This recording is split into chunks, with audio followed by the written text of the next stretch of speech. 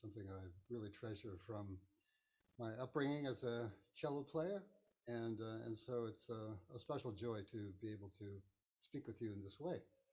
And big thanks to founder of Cello Bello, Paul Katz, who's one of my cello heroes from way back when he was a cellist in the Cleveland Quartet, one of the greats. And what an amazing resource this is. So thank you all for joining in, but of course for supporting Cello Bello also. And today, I think we're still waiting for some people to gather, so maybe I'll just play for a couple of minutes until we have a quorum. And let's see, what would be good? Maybe I'll play an excerpt from one of my pizzicato pieces. This is a piece called Shadow Play, just to get us going here.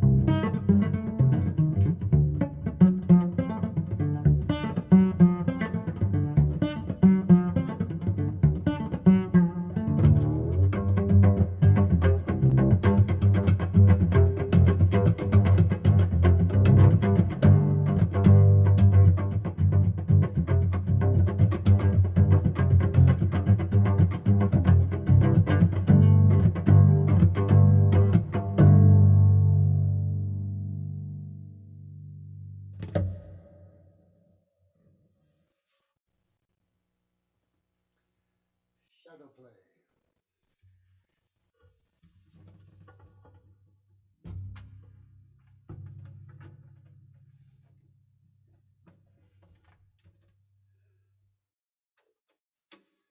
So the topic for the day, improvisation for classical musicians. Improvisation is a big, big word. And because of that, I think that in itself is something that keeps many of us from even beginning the process. And some years ago, I had a chance to address a group of educators at the American String Teachers Association. And at the beginning of my 1-hour presentation, I asked, what are some of the things that keep us classically trained? A piece shadow play. Sorry, there we go. And the topic for the day, improvisation for classical musicians. Improvisation is a big, big word. And such a big word that I think it keeps many of us from even beginning the process of kind of finding our own music, finding our own voice as music makers. And some years ago, I had a chance to address a group of educators at the American String Teachers Association. And at the beginning of the presentation, I asked, what are some of the things that keep us classically trained players from improvising? And really that whole hour presentation could have been about that, because there were so many comments from people about some of the phobias, the fears, the inhibitions that keep us from dabbling in our own personal music. And I've thought a lot about this, and it's one of the great joys of my life that I have the opportunity to escort people from the realm of being players who read only sheet music to begin the process of discovering the sounds and a kind of personal musical language. And the whole world of classical music for us cellists is a kind of a beautiful road that's full of some of the most amazing music, craftsmanship, virtuosity, the legacy of teaching. The repertoire itself is so replete with music that is aesthetically and spiritually nourishing, that it's easy to spend many happy lives simply exploring that beautiful road. But thank goodness there's also growing support for those of us who are interested in some of these off-road adventures. And that's what this hour is kind of about. And what I'll be referring to is a couple of different books. One, and this may come as a huge shock to you, will be this book, Improvisation for Classical Musicians by EUGENE Friesen and Wendy Friesen. And this book is intended to be some comforting words for those of us who may have some misgivings about playing our own music and inhibitions about doing that, and it addresses that. But there could be a couple of other subtitles for this book, and these are things we'll talk about today. One of the subtitles could just be Exploring Diatonics, very big subject. And the other subtitle could be Exploring Rhythm, because from much of the repertoire that we study and the tradition that most of us have come up in is a very Eurocentric tradition, of course. And consequently, the approach to rhythm is in very much need of an update because of the influence from what you might call Black Atlantic music, the influences from Africa as it's filtered through all the Americas, every country in South America, Latin America, the Caribbean, of course, and the United States through jazz, through blues, and just a host of other musical influences that have been just incredibly inspiring for so many of us. It's really brought a kind of quality of dance into our music. And I want to start with sharing a quote by one of Europe's most famous piano teachers. Let me just pull this up. I'm going to share my screen. I should ask whether that's even possible. Let me try this. Oh, I see. I can't share my screen. William, is that something that you would allow me to do? Yes. Could you go ahead and try again, please? Okay. That's William Sue, who is, for today, operating as our technical wizard. And yeah, so this is Johann Hummel. You see his birth dates. See what it looks like. Hummel was one of the leading educators in Europe during this time. He was a friend of Beethoven's. In fact, Beethoven specified that Hummel should be the one to play at his funeral. This he wrote as a kind of epilogue to a very successful keyboard book that he published in 1827. And this quote, "I close by recommending free improvisation in general and in every respectable form to all those for whom music is not merely a matter of entertainment and practical ability, but rather principally one of inspiration and meaning in their art. This recommendation, to be sure, has never been so urgent as now, because the number of people whose interest belong to the former category and not to the latter has never been so great. Even if a person plays with inspiration, but always from a written score, he or she will be much less nourished, broadened, and educated than through the frequent offering of all of his or her powers in a free fantasy, practiced in the full awareness of certain guidelines and directions, even if this improvisation is only moderately successful." Johann Hummel, 1827. Well, I love this quote. And this quote kind of implies that a couple of things. One, that improvisation was absolutely part and parcel of a musical training prior to this time. And that in 1827, Hummel was already seeing this kind of disappear from contemporary pedagogy. And so what we can kind of deduce from that is that improvisation was not left to the most gifted composers, even though we know Bach, Mozart, and Beethoven were fluent improvisers. There were scores of musicians who could improvise and did improvise in a variety of different structures and formats. And what is the reason for that? What is the reason for really integrating improvisation into a musical pedagogy? And what we're discovering now, and I think this is the revolution in music education, at least for us classical musicians, is that we're being encouraged to really apply musical theory to our instruments creatively. And what I'd like to do with you is to kind of explore some of that with you in small steps today. You know, it's always tricky addressing any kind of audience, but especially a global audience, and especially an invisible global audience who I have no way of knowing who's out there. I'm basically talking to my laptop here. So I have to assume that many of you are near a cello, and I invite you to get your cellos out if you don't have it nearby, because I would love to just illustrate some things and ask you to play with me. You know, Sorry, yeah. Eugene, would it be possible for you to put the mic closer to yourself, just and raise the mic volume, the input level? I'm sure that's better. Yes, thank you. Is that sufficient? I believe so.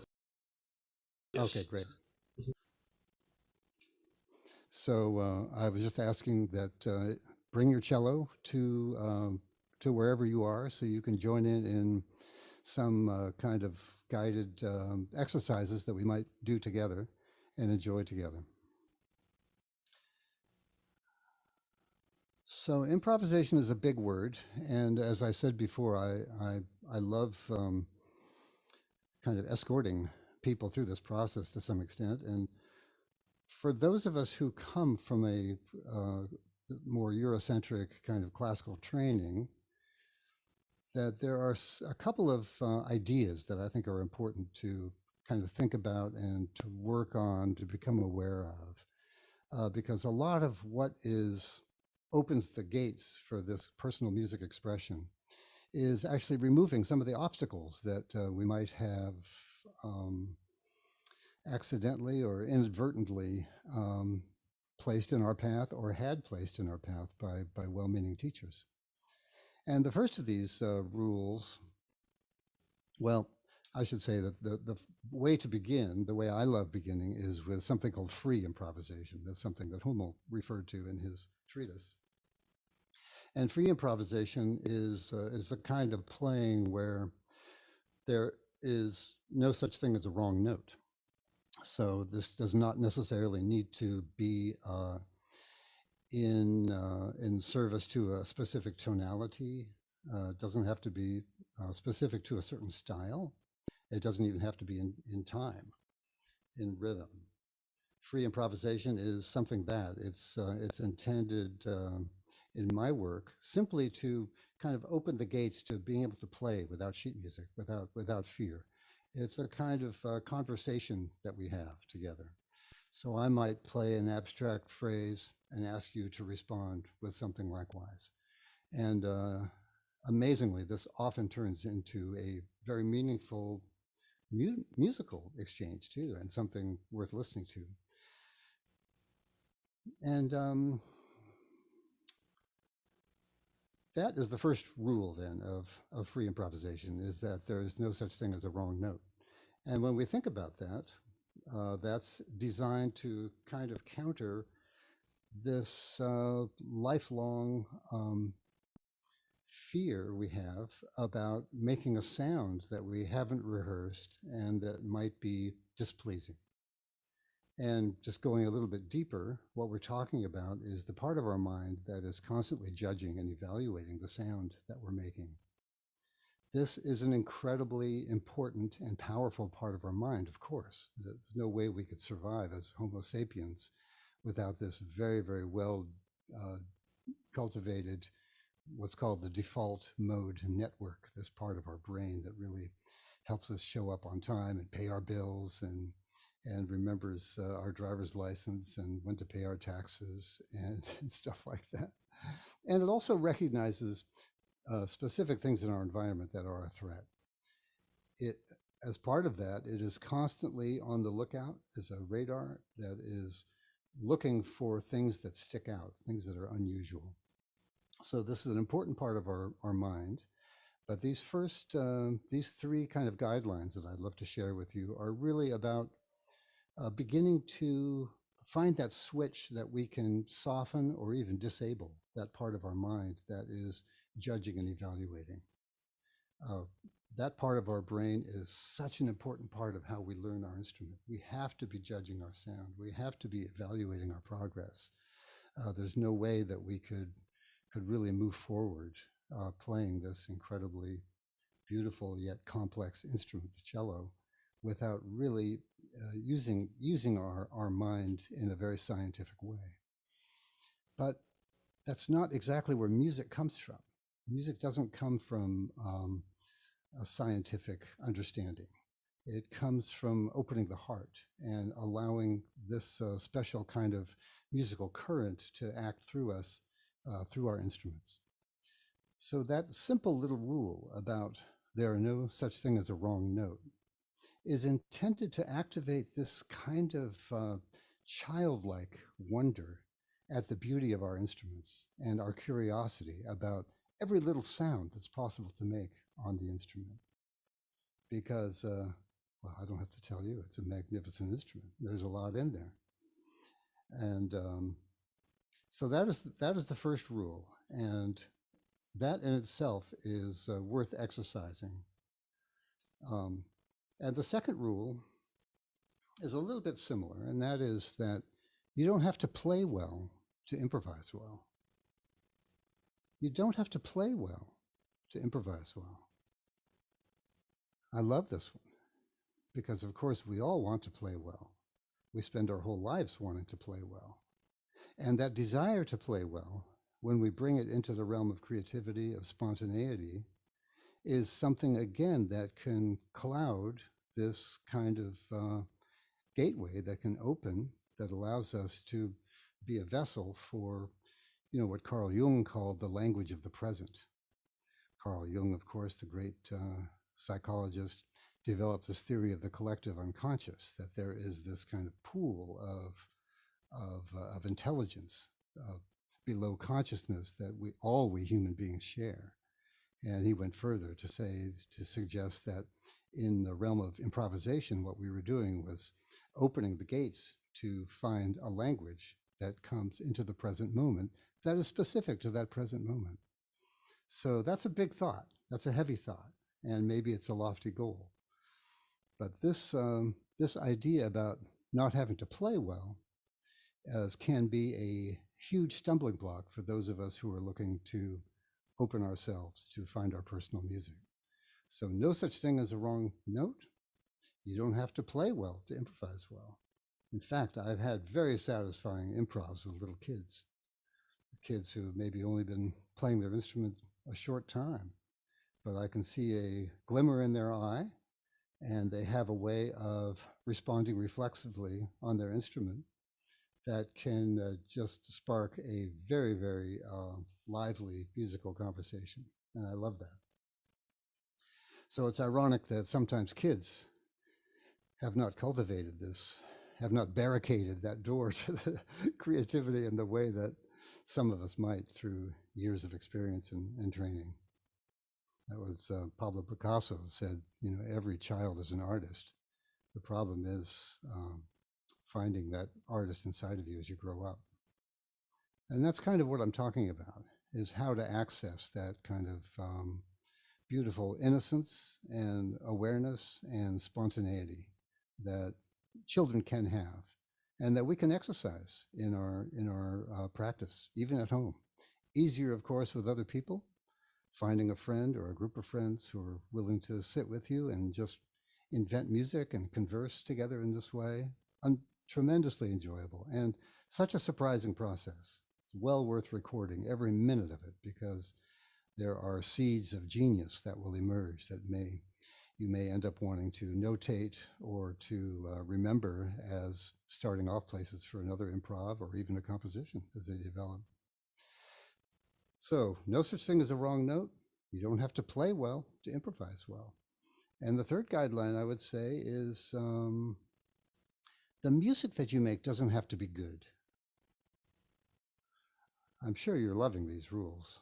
It's got to, hopefully, is putting you at ease in a major way for this whole process. Because, and this third rule is so important for us, I think, because many of us grow up in musical families. We may have been exposed to music even when we were in our mother's womb. The fetus comes online as an auditory being at the age of about 4 months in the womb and becomes aware of sounds, not only the mother's heartbeat, but also sounds in the environment, including music. And so for some of us, our entire kind of nervous system, our whole electrical system is influenced by the is formed by the vibrations of some of the world's most highly crafted music. And so when we're talking about, the amazing orchestrations of Berlioz or Wagner or Ravel, the amazing counterpoint of J.S. Bach, the string quartets of Mozart and Haydn, Bartok, I mean, the list is endless of music that is not only created by some of the, through deep inspiration by some of the world's greatest musicians, but also musicians who crafted their work with intense care and craftsmanship developed over a lifetime. So when we hear music like that, music that inspires us, we cannot help, again, to compare our first experiments with creating our own music against some of the greatest music in the world. And that can be a stumbling block. And so that's worth considering also. As the third rule, the music you make doesn't have to be good. And of course, the word good implies that there is a judgment on the music. And again, judgments come from that part of our mind where is not necessarily the birthplace of the world's greatest music. So those are 3 little rules just to get us going. And I would love to just continue from there a little bit and do some playing with you, because what I would suggest in the process of this, and again, it's so hard to design an exercise that really fits a global audience, particularly an invisible one.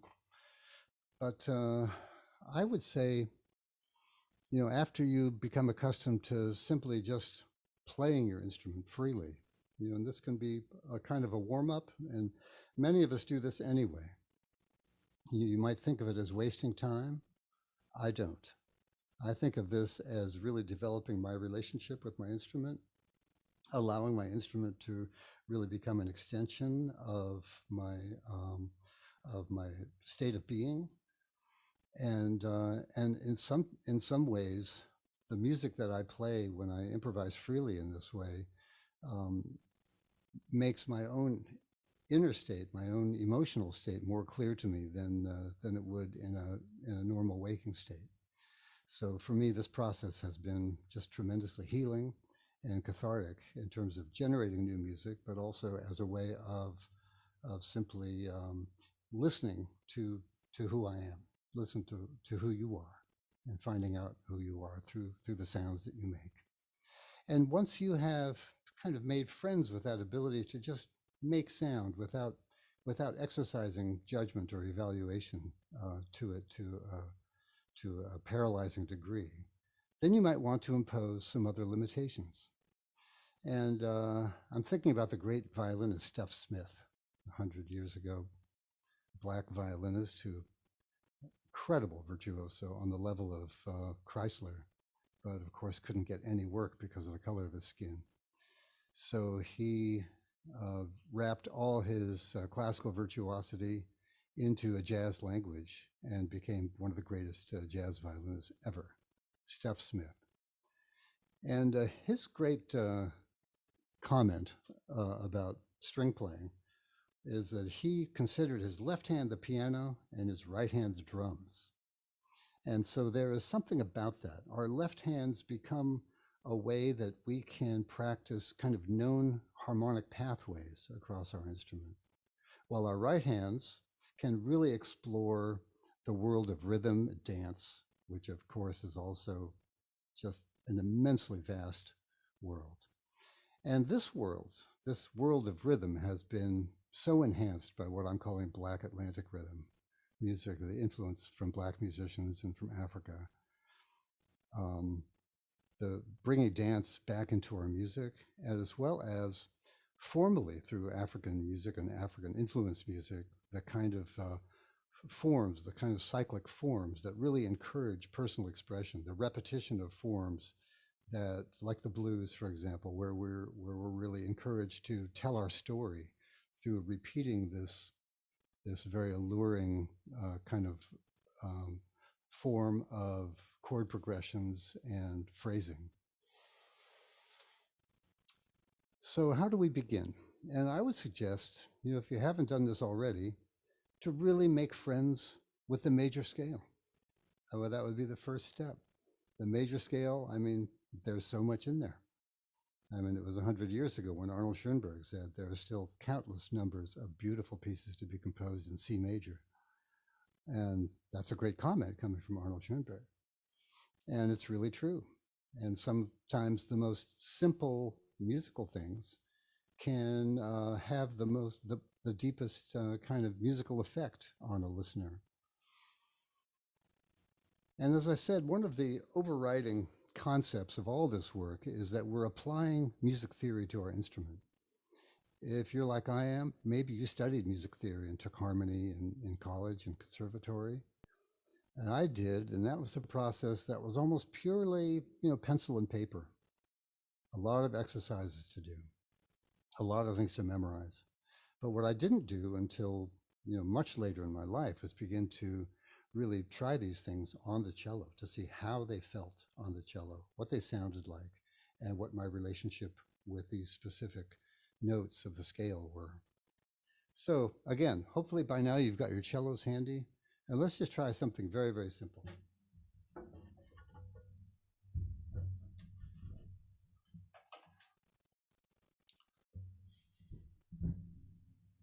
I would start after you really know your keys and key signatures, to go through the circle of fifths and to know your keys and key signatures. I mean, this is an essential part of our toolkit as creative musicians, is to know what key we're in and how to navigate specific keys. So falling in love with scales is always a good idea, not just to make you a better cellist, but to make you a more complete musician. Lots of fun ways to do this. And we don't have time for that. This hour is going to fly by, already behind schedule. So, but let's take the C major scale. And we know that there are 7 modes of the major scale. And what does that mean? So you can take a key signature of C major, no sharps or flats, and begin a scale on any note of that scale. So if I start on C, that's what we know as a major scale. It's a very familiar sequence of whole steps and half steps that we recognize as being the major scale. If we start on the second note of the scale and play in that key signature,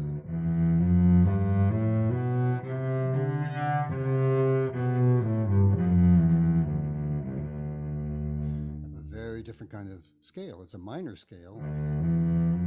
It has that minor third in it, a fourth, a fifth, and then it has a whole step here. There's a very beautiful, bright whole step between the fifth and sixth scale degree.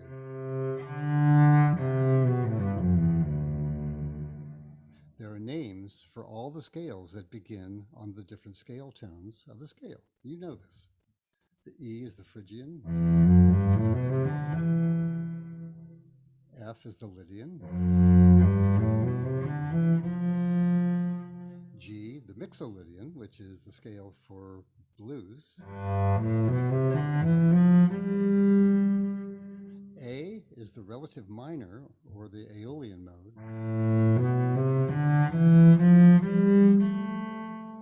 Starting on B is the Locrian mode.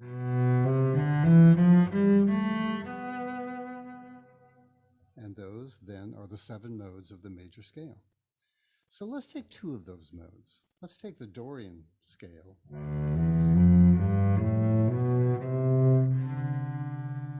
Beautiful minor scale, kind of a bright sounding minor scale because of this whole step, the B natural.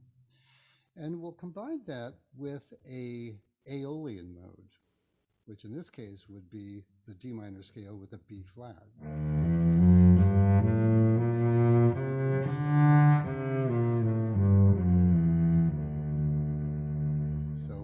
Playing with 2 modes with this little improv that we're about to do together. The Dorian mode and the Aeolian mode.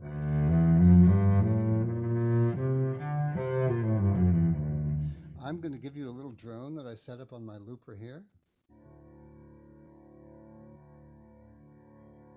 I'm going to play a phrase, and I think I'll start with the Aeolian mode because it has this kind of severe kind of darkness to it. I love that half step between the 5 and 6. It's mysterious. It's a little bit cold in a way. And then contrast that with a phrase of the Dorian mode. But I'll play a phrase in the Aeolian mode and then ask you to play a phrase. You can either imitate exactly what I did if you like, but preferably do your own thing.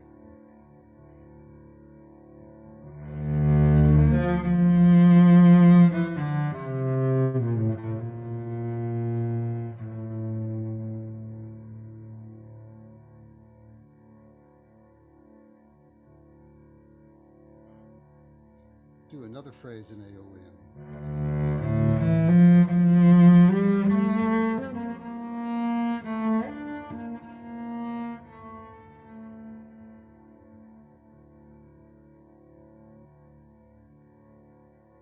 Then let's shift to Dorian.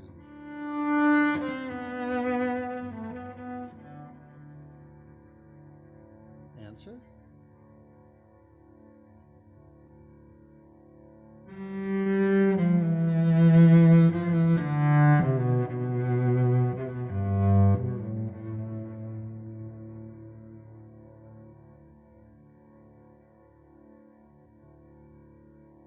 Back to Aeolian.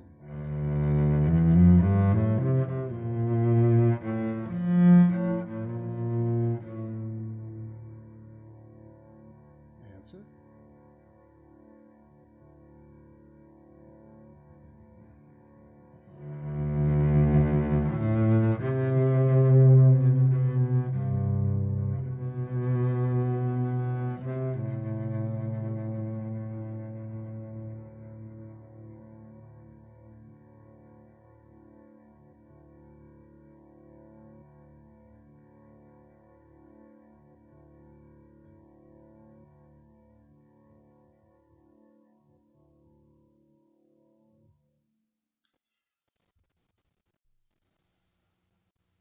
So curious whether you were able to kind of feel the difference between those two modes.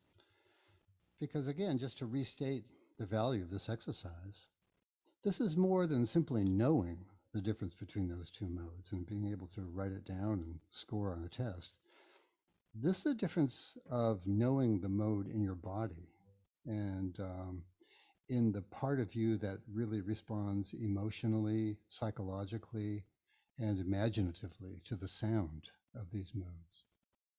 This is the essence of the paint that we're using to paint the colors of our sounds. And understanding and really feeling the relationship of every single note of that mode to the drone, to the tonal center, is part of really letting music begin to take root in its very deepest part of you. Exploring the modes. Well, let's try another one in modes. We were talking about the major scale. Let's talk about a minor scale. Maybe let's play a melodic minor scale. Let's try a G melodic minor scale. So we know that this is a minor scale.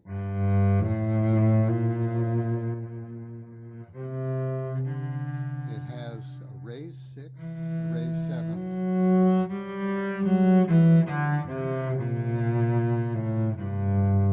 At Berklee, we call this the jazz melodic minor scale because in some traditions you would flat the seventh and the sixth descending, but we're going to keep it the same.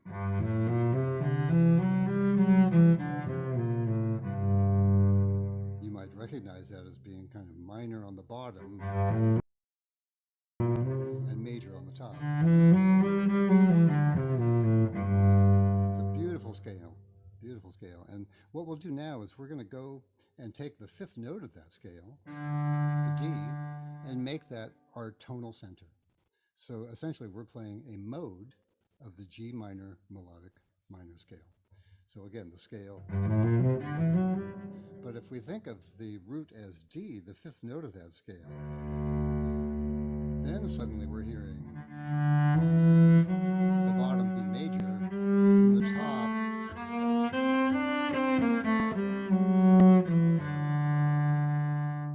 this has a lot of beautiful possibilities to it. And let's do a little call and response using this, okay? And again, you can imitate what I'm doing or just answer me like we're sitting over coffee.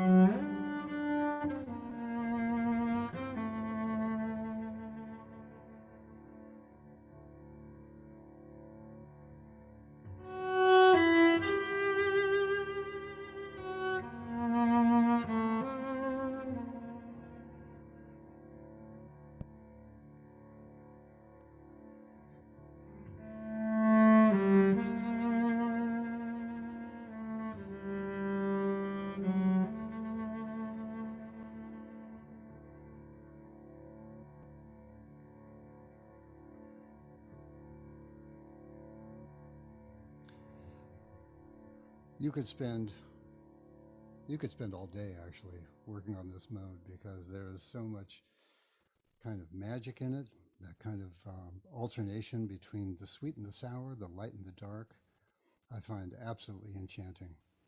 And as you immerse into it, I hope you will be, as I have been, just amazed at how the cello is kind of the perfect voice for expressing some of these mysteries that are, to me, inherent within the mode.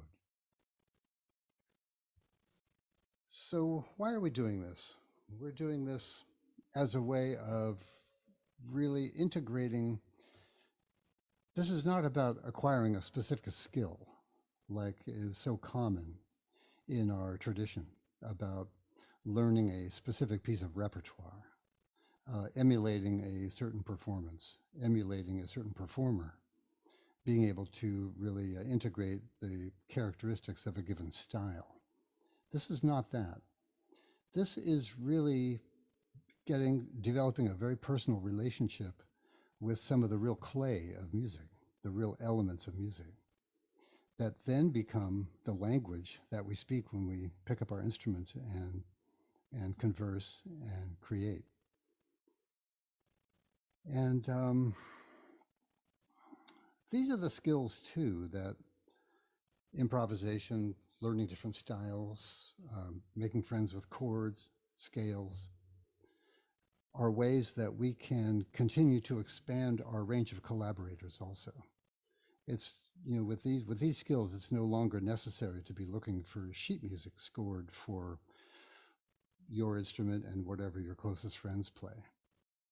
This would be a way of really cultivating and developing a repertoire that's based on your relationship with these human beings and their natural speaking style through their instruments.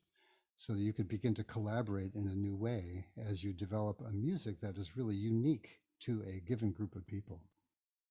And this, I think, is one of the very, very powerful advantages of this kind of revolution in education, as we really integrate the elements of music to become total musicians. Because of course, when we play our instruments, that's what we're doing, is we're kind of representing our relationship, not only with our instrument, but our relationship with music in general. And ideally, a relationship with the specific listeners that are before you. I love this story from the world of South Indian classical music. When the performers come on the stage, they tune their instruments, and of course they have the tambura there, this beautiful multi-stringed droning instrument with lots of strings. And so the tuning takes a couple of minutes to do it, and they do it on stage because during that time, it is said that the performers are also taking a reading of what's going on in the audience. It's a very subtle kind of, what would you call it, kind of Akashic reading, I suppose. It's a subtle thing. And the performer in that moment is taking a reading on the specific quality in the audience and perhaps even some specific needs that are there in the audience. And the prayer of a performer, of an improviser, is to really supply the sounds that are right for a given audience, a specific audience at a specific time. So much more than playing something pre-practiced, you are there as a kind of sound healer in a way, playing your music to address a specific audience. Well, maybe I'll pause there and see if there are some comments, some questions we can address. Like I say, this could go on for a long, long time. This is a topic that I love very dearly. I love sharing it. And you may have already been to my website, eugenefriesenmusic.com or celloman.com. And you'll find a lot more materials there as a way to stay in touch also. But let me just see. William, if I just open the chat window, am I going to see some communications? Yes. Yes, that's correct. Yes. Beautiful. Lovely. Thank you, Robert. Thank you, Nassim. Nassim Alatrash, fantastic cellist. Question from Angelo. Please describe the musical influences in your childhood. What kind of lessons did you have and at what age? Sure thing. I mean, my father was a church musician, a choral director and a vocalist. And so music in the church was incredibly important to me growing up. Not only the kind of hymns that were sung in the Mennonite community that I grew up in, but also the great sacred oratorios that I played in. My father conducted performances of these, which I played in starting at the age of 11. So I was playing Mendelssohn Elijah and Handel Messiah every year, things like that. Lessons I didn't really get until later. We didn't have access to that level of expenditure. In other words, we couldn't afford it. So I had lessons. I started lessons, I think, when I was 13, but I played cello from the time I was about 7 or so. I grew up in Fresno, California. A question from our YouTube live audience. I have a specific question, if you'd be kind enough to answer. Say you're trying to make a recording for a first round of an audition. How do you go about eliminating liability to make silly mistakes? What a great question. That's such a clever way of putting that. How do you go about eliminating liability to make silly mistakes? Well, you know, I do a lot of work in the recording studio, so my view may be completely off kilter. But one thing I love about the whole process is that you can edit. So I don't know how useful that is. But I think the question, you know, the deeper question that is raised by this, it may go to kind of the heart of the kind of state that we can achieve as performers. And, you know, I've hinted at it throughout this presentation so far, and that is, you know, talking about the part of our brain that is really evaluating and judging constantly. And this is something that is really not talked about so much in our conservatories. It's really left to us to kind of figure out is how do we, after all this judging, all this evaluating, how do we really get into a performance space where we're creating something that is uplifting? And, you know, the word I would use carefully is divine, something that is inspired, something that is really coming from our deepest presence. And how do you get there? And this is a question, like I say, that's really been left up to us to figure out. And I want to bring your attention in partial answer to that question to a book that I've been reading and rereading for the past year and a half. You probably can't see how dog-eared this book is. It's like an old Bible in a way. Improvisation, Creativity, and Consciousness by Edward W. Sarath. Ed Sarath is on the faculty of the University of Michigan. And this book is a pioneering treatise in how to really integrate the science of music that we study so arduously with a state of inspiration and a state of release that is consistent with the greatest performances. I mean, if I asked each of you to describe the most uplifting musical experience you had, I'm sure that everybody would have a story to tell. Some performance that left you absolutely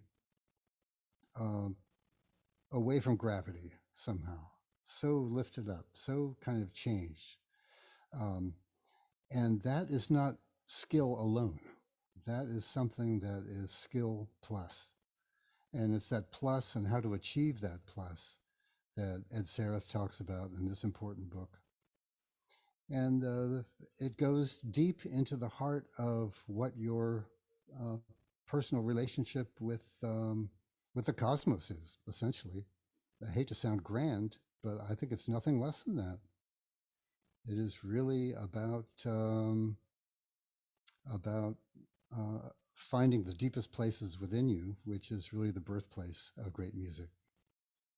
I could riff on that for a while, but let's move along for now. Question from Isabel. Can you share some improv ideas with different rhythms and meters? Absolutely. This is absolutely my hobby, because subdividing 16th notes in different groupings is a fabulous thing to practice. And by the way, is also the way that you can begin working on really speaking a more kind of global language.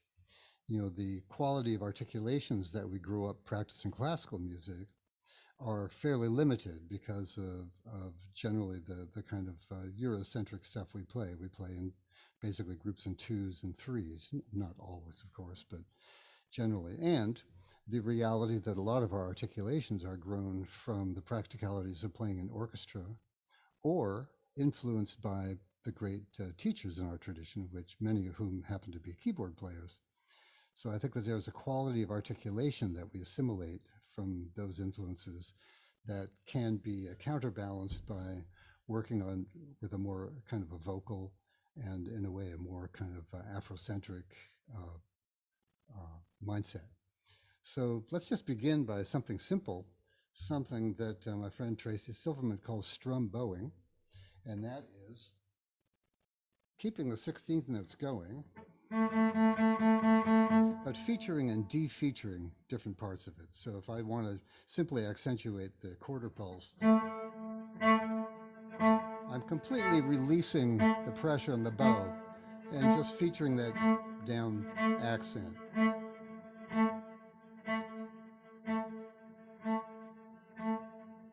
Go to offbeats.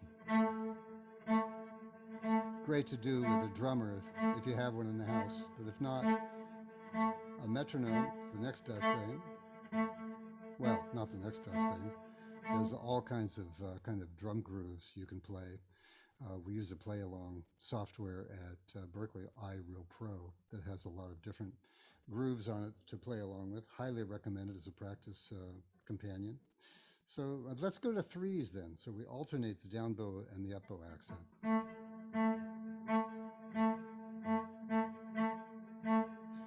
So I'm doing this accent pattern. I'm staying in 4/4.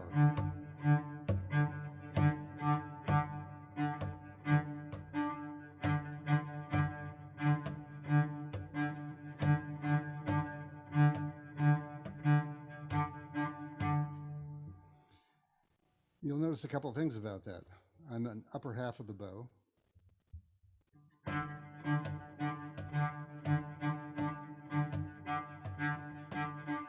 And again, my bow is responding to all the kind of small aspects of that tempo, the 16th notes. So my arm is really fully engaged in the pulse of the music. And then by cultivating different subdivisions, groups of twos and threes, like 5, for example. 1, 2, 1, 2, 3, 1, 2, 1, 2, 3, 1, 2, 1, 2, 3, 1, 2, 1, 2, 3, 1, 2. You begin to develop a facility with finding those accent possibilities inside of a single pulse. That's a quarter pulse, whether you're in 3/4, 4/4, 5/4, anything like that. So a great topic of conversation. And again, let's do that for a couple of years. We can talk again. Question from Noah rather. Do you stretch your body before or after playing cello? Yes and yes. About when I turned 50, I was teaching at a jazz and yoga camp, the Interplay Jazz Camp, run by Fred Haas, my great friend and teacher here in New England. And we had a wonderful yoga teacher as part of that institute, Gary Bello. And so we did yoga twice a day in the morning and the evening. And that was a complete life changer for me. I've been practicing it ever since. And so, yes, the importance of our bodies is paramount in playing this kind of athletic instrument. And especially as we age, staying limber is a huge, big deal. And staying feeling good. There's a certain amount of schlepping involved, as Rostropovich loved to tell stories and drink about. So, yes, stretch, yes, yes, yes. Question from our YouTube live audience. How can you use the drone to help improvisation? Well, the drone does a couple of things. First of all, it helps your intonation because you're relating every pitch you play to that drone. So that is a very basic thing.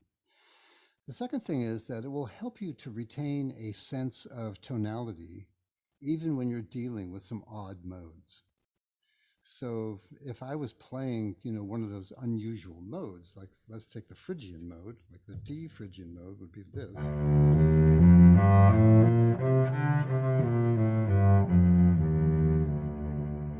It's easy when I'm improvising on that mode to begin to hear that in its home key, which is the key of B flat,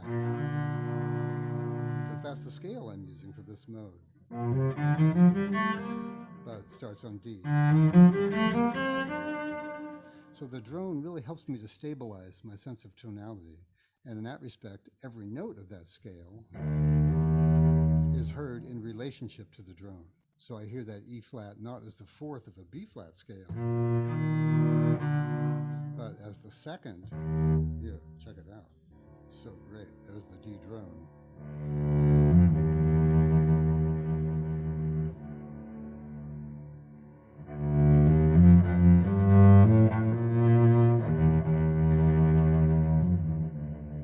Oh my God. I just want to go live there right now. It's a rainy day in Vermont, and that's the perfect mode to dig into. Let's see, here's another question. Can you put drone on the key center, that is C, and then play through the modes in the key? Is that something? Yes, that is a thing. That is a definite thing. And for now, let's just, we'll stay on the D drone.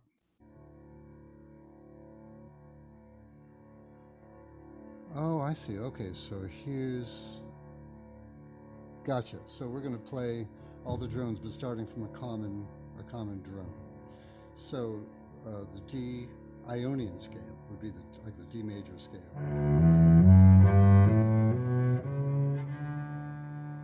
The next scale would be the Dorian mode.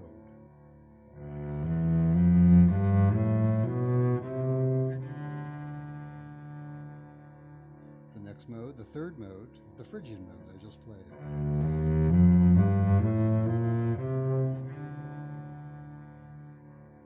Then the Lydian mode that has this, it's major, but it has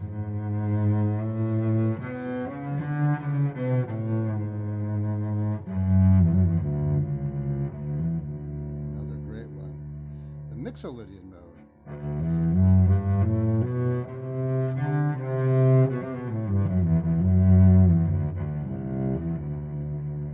The Aeolian mode is the natural minor.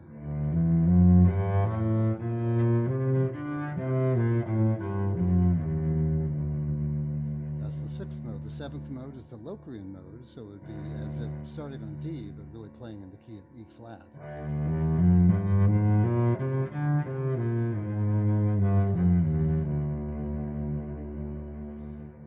So just demonstrating those, but hopefully you have a sense of the magic of that. And what I have done is take a drone and just take one mode and stay with it for a while. There's also a wonderful CD by our cello sister, Marcia Sloan. Maybe you know it, maybe you use it, called Cello Drones. It's a beautiful CD of 12 tracks of cello playing roots and fifths. And you can, each track is about 6 minutes long.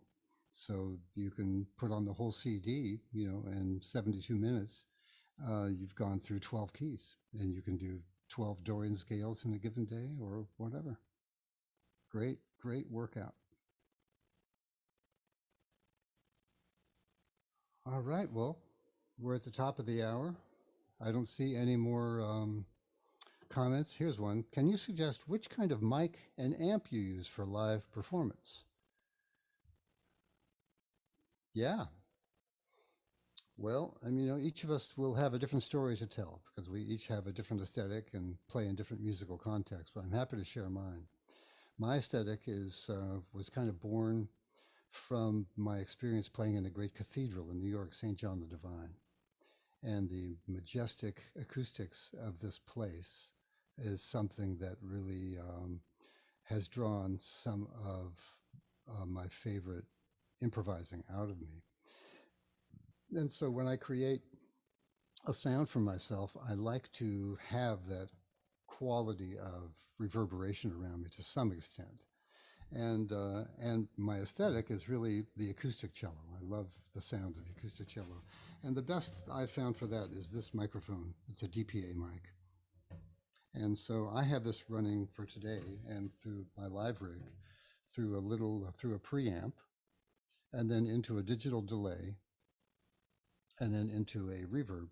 Both are little inexpensive foot operated units, little pedal units that I have on my pedal board down here. And I have all that running into a looper so I can record myself and make music with my sound. So I hope that's useful. And again, every cellist you ask will have a little bit different solution. And, you know, for those of us who spend sometimes our family fortunes on an instrument, you can easily spend another, you know, tens of thousands of dollars really developing the kind of live performance sound that represents your music the best. So experimentation is the rule of the day. How has your perspective as a musician and artist changed throughout your career? Yeah, thank you for asking that question. And the answer is essentially that, you know, I really felt I've just grown so much as a human being. You know, I'm always telling my friends I'm so grateful to have lived a long life because I've learned so much and continue to learn. But my perspective now is to really put into practice some of the values that I've presented this afternoon, which is to create music from the deepest part of myself, knowing everything that I know. And the idea is to really integrate the kind of science of music, everything that I've studied, everything that I practiced, with this kind of deeper sense of inner current, this kind of sense of the sacred in a way that really shapes everything that I've known. So I think earlier in my career, I was much more intent on just surviving because it can be tough. You know, I originally was motivated to practice so I can get a seat in a major orchestra, and I always loved that repertoire so much, and that's what made me want to be a musician. But then eventually, as I got older and began to kind of have different experiences in the musical world, I began to really value this other kind of freedom and emulate the artists who were playing their own music, some of the jazz greats and some of the instrumental greats. And without having a lot of role models in the cello world, you know, I found my way rather slowly, actually. So it's fantastic that there are now so many resources and so many great players out there playing their own stuff and making sounds on the cello and playing in styles on the cello that have never been heard on the planet before. It's an incredibly exciting time to be a cellist and to be a musician. So my perspective has changed a lot from the time I was a kid. A question from Kathleen. What was the name of the app for rhythm practice, please? Well, this is not only for rhythm, but the app is called iReal Pro. Let me just tap that in.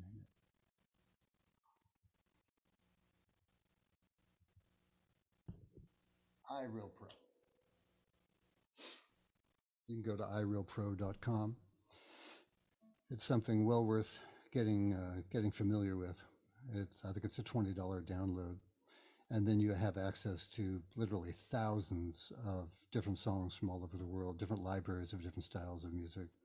You can play any song in any one of 48 different playing styles, from, you know, heavy rock, blues, and bluegrass, and bossa nova, and cha-cha, and Cuban bolero. I mean, it's all in there, and it's a great way to kind of at home find a way to kind of shed some of these alternative playing styles, as well as to really make friends with chords and chord progressions in a different way. And for those of you who are curious, please do stay in touch through my website, because there is much, much more to talk about. And one of the favorite things I do is teaching online. Last year we had a wonderful 5-week course through my creative cello workshop that we had a global audience of about 65 players. And we went week by week in a very methodical way through some of the things that not only help us be more versatile players, but I think are really, really important tools for us to have as teachers right now, because our students are so curious about this just vibrant world of music that we can interact with our cellos. You know, we don't have to wait to get a cello part in front of us. We can sit down with anybody with the right confidence and the right calmness and the right preparation and find a way to contribute with people from all over the world. And it's a great pleasure for those of us who have the opportunity to share our music internationally, that even when you can't speak the language of a person, you can always find a way through music to communicate. One of the beautiful things about our lives in music.